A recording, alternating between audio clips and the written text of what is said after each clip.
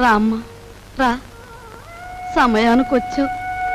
చూసావా అమ్మా, దేవుళ్ళ లాంటి నా బిడ్డను మింగింది కాకుండా అది ఎన్ని మాటలు అంటుందో. ఇవి చేతులు కావనుకో అమ్మా, నీకు అన్ని భోగాలు ఉండి కూడా మా ఇంటికి వచ్చి ఎన్నో మా కష్టాలు చూసిందానివి. నువ్వే ఏదైనా ఉపాయం ఆలోచించి ఈ గాది కింద పందికొక్కుల్ని విరగడి చేయి తల్లి. మీరేం బాధపడకండి మామగారు, నేను మీ మనవడు కలిసి ఆలోచించాం.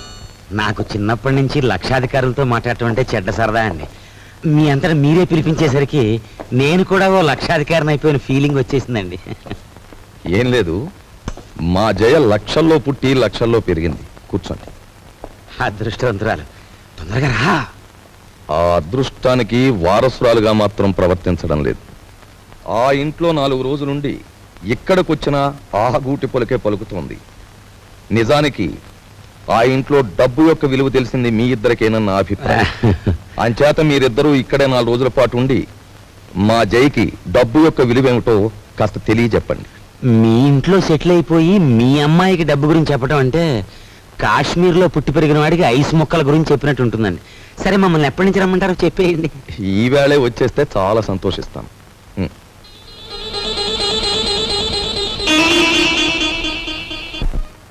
వరాలు, నువ్వు నా ఇల్లు దోచుకోవడానికి వచ్చిన నీ మంచితనం వల్ల నాకు ఆత్మీయుడవయ్యావు. ఇప్పుడు ఇంట్లో సంసారాలని కూల్చేసే నీచులైన 2 దొంగల్ని ప్రవేశపెట్టాను. నువ్వెలాగైనా వాళ్ళని ఇనపెట్టి కట్టేసి నువ్వెన్ని బాధలు పడ్డావో అన్ని వాళ్లకు రుచి చూపించి వాళ్ళకు బుద్ధొచ్చి లెంపలేసు పారిపోయేలా చెయ్యాలి. ఏం చేస్తావు? మరి ఆర్డర్ అయ్యాలే గాని వాళ్ళిద్దరికి దెమ్మ తిరిగిపోయి బొమ్మ కనిపించేలా చేసేస్తాను. నేను ఇల్లు వదిలిపెట్టి వచ్చేశాను. మొన్న 8 రోజులు సైకిల్ తొక్కి డబ్బు సంపాదించిన దగ్గర నుంచి మా అన్నయ్య ఎలక్షన్లో గెలిచిన ఎన్టీ రామారావు అనుకుంటున్నాడు. అభిమానంతో అందరూ ఎన్టీఆర్ని అన్నా అని పిలుస్తుంటే వీడు మా మీద అధికారం చలాయించి అన్నా అనిపించుకోవాలని చూస్తున్నాడు. ఏమిటి, మీ అన్నేను అన్నా అనాలా? అందాం. మీ తమ్ముడు అలా గాలిగా తిరుగుతుంటే చూస్తూ ఊరుకుంటారే? సంసారాల్లో కొత్తగా పెత్తనానికి వచ్చిన ప్రతి అన్నకు వచ్చే ఇబ్బంది ఇదే.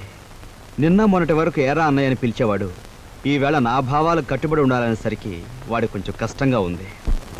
ఓ, ఇదేమిటి, మీ అన్నయ్య మెడలో వేస్తున్న దండని నీ మెడలోనే వేసుకొచ్చావే? మన తడాకాకి తట్టుకోలేక వాడే నా మెడలో దండ వేయించాడు గురు. ఎలా ఉంది మన ప్రోగ్రెస్? ఏడ్చినట్టుంది.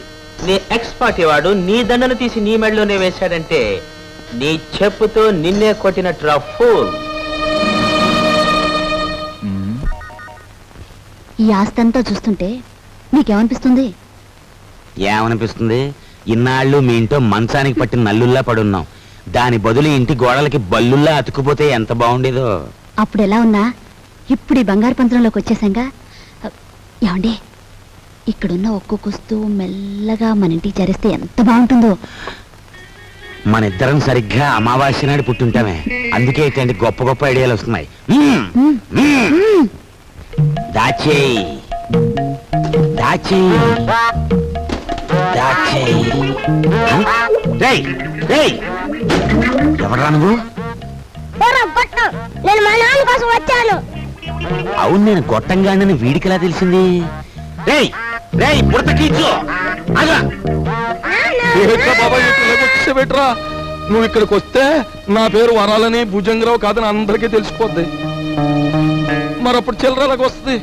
ఇదిగో బాబా, ఇదిగో ఈ డబ్బులు తీసుకుని నువ్వు వెళ్ళు వెళ్ళు. డూప్లికేట్ భుజంగరావు గారికి నమస్కారం. డూప్లికేట్ భుజంగరావు ఏమిటి? Non sense. డోంట్ టాక్ అంటే డోంట్ టాక్. తారు డబ్బాలో ముంచిన కుక్క పిల్లలా ఉన్న ఈ కర్రి నా కొడుకు, నీ కొడుకు, అవునా కాదా? ఈ ఇనపెట్లో ఉన్న డబ్బంతా కాజేయాలని వచ్చావు, అవునా కాదా? మీరు విన్నది నిజమే. ఏదో పిల్లలు గలవండి, కావాలంటే ఓ అనావాట ఇచ్చుకుంటాను.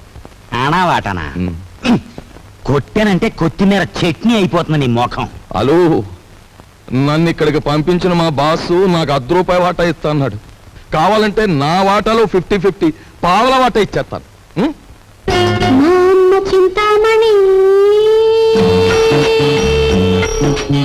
ఏం ఓకేనా? గత్యంతరం లేదు.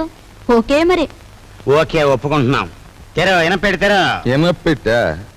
దీనికి 3 నంబర్ల కాంబినేషన్ ఫిట్టింగ్ పెట్టాడు ఆ భుజంగరావు గారు. సరే, ఆ నెంబర్ల ఫిట్టింగ్ ఏదో నేను వారం రోజుల్లో తేల్చేస్తాను, నువ్వు వెళ్ళు. తేల్చుకుందరు గాని కానీ రేపు పొద్దుట ఇంట్లో ఉన్న నౌకర్లందరికీ జీతాలు ఇవ్వకపోతే ఇదిగో ఇది మన బండారం ఓపెనింగ్ చేసేస్తుంది. అది గాన జరిగింది అంటే దిమ్మ తిరిగిపోయి బొమ్మ కనిపించేస్తుంది. ఇప్పుడు ఏం చేయటం? ఈ గన్నం గడిచి బయట పడాలి అంటే ఇవిడ ఒంటి మీద ఉన్న నగలన్నీ రేపు అమ్మేసి ఇంట్లో ఉన్న నౌకర్లందరికీ ముందు జీతాలు ఇచ్చే. అమ్మో, నా నగల నేనివ్వను. పర్వాలేదులేదే, ఈ గండం కాస్త గడిచిపోతే ఆ తర్వాత మనకి లక్షలకి లక్షలు వస్తాయి. నీ దగ్గర ఉన్న నగలన్నీ ఇచ్చేయి. సరే, నేను మెల్లిగా ఒక్కోటి ఒలుచుకొచ్చి మీకు ఇస్తాను. పద పద.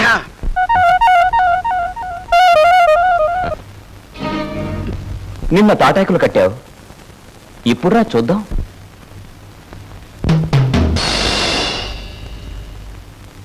ఇక్కడ కొట్టుకుంటే అమ్మ వాళ్ళకి తెలుస్తుంది, కంగారు పడతారు, బయటికి పోతారు.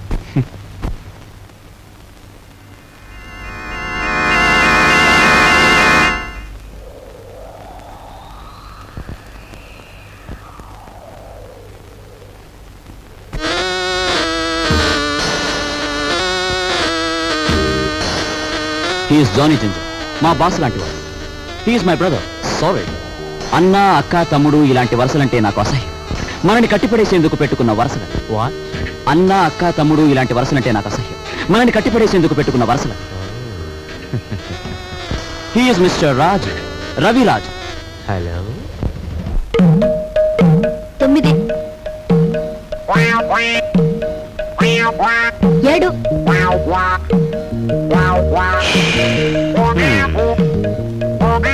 నా నడుము పట్టుకో, లాగో, దమ్ము బిగబట్టి లాగో, లాగో.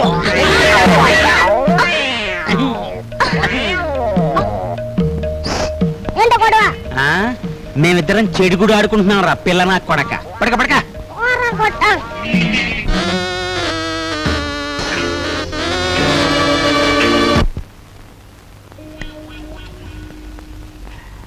సార్ సార్, పెట్టేమనే కావాలి సార్? మంచి వెరైటీ ఉంది సార్. వద్దు పోయా. మంచి వెరైటీ సార్, మంచి ఫ్యామిలీ టైప్. ఇంతవరకు బిజినెస్ లో కూడా దిగల. ఈ ఊరు పిల్లే సార్. పేరు? సరస్వతి. సరస్వతి. పద. ఇదిగో గురు. Hello, police station. మీరు వెంటనే బయలుదేరి మంగమ్మ బ్రోతల్ హౌస్ కి రావాలి.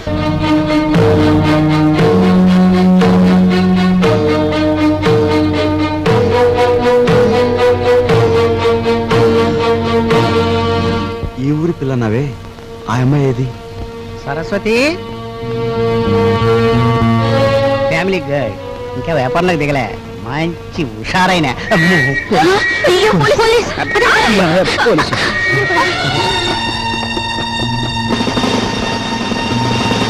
కానిస్టేబుల్స్, ఏమైనా పిల్ల కావాల్సి వచ్చిందా? సార్ నేను అలాంటి సాని కొంపకొచ్చి సహస్రనామత్యం చేస్తున్నానంటావా? పేరెక్కో, వెళ్ళా. ఆగు. కానిస్టేబుల్స్ రాని. ఇది నాకే పోజు కొడుతోంది. Constables, van ఎక్కించండి.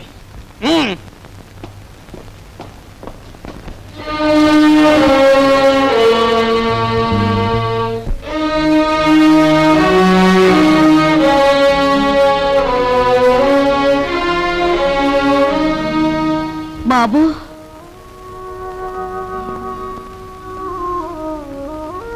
నువ్వెందుకురా ఏదో తప్పు చేసినట్టు తలంచుకుంటావు? నీ సుఖం కోసం నువ్వు సాని కొంపకు వెళ్ళలేదని మాకు తెలుసురా. నీ సుఖం నువ్వు చూసుకునేవాడివైతే మట్టి పని ఎందుకు చేస్తావు? ప్రయాణానికి తెగించి 8 రోజులు సైకిల్ ఎందుకు తొక్కుతావు? దర్జాగా ఈ అమ్మాయిని పెళ్లి చేసుకుని మహారాజులా బ్రతికేవాడివి. బాధపడుకునైనా లోపలికి పద, స్నానం చేసి భోంచెద్దు గాని. రేయ్, ఒకసారి ఇట్రా. ఏంటే ముసల్దానా? బాలే దర్జాగా ఉన్నావురా. చూసావా, నా దర్జాకి మీ దరిద్రానికి మధ్య ఎంత అడ్డుగోడుందో. ఒరే, నిన్ను నేను ఎప్పుడు ఏమీ అడగలేదు, ఇప్పుడు అడుగుతున్నా. ఆ? తలెత్తి ఒకసారి ఆకాశం మీద కుమ్మే. ఉమ్మా? అంతేరా నేను అడుగుతుంది. సరే.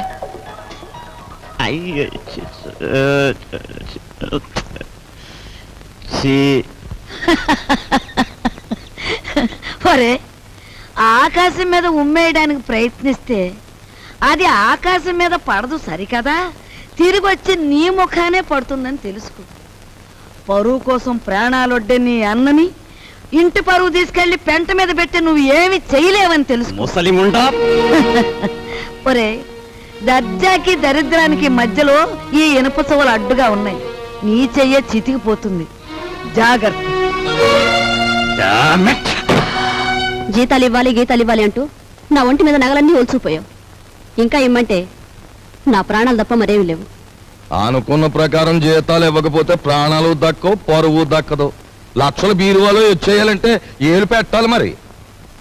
ఇదిగో లేకపోతే మీరు రాజులాగా సైకిల్ పందెం అన్న దొక్కు 8,000 వస్తాయి. 8,000. 8,000?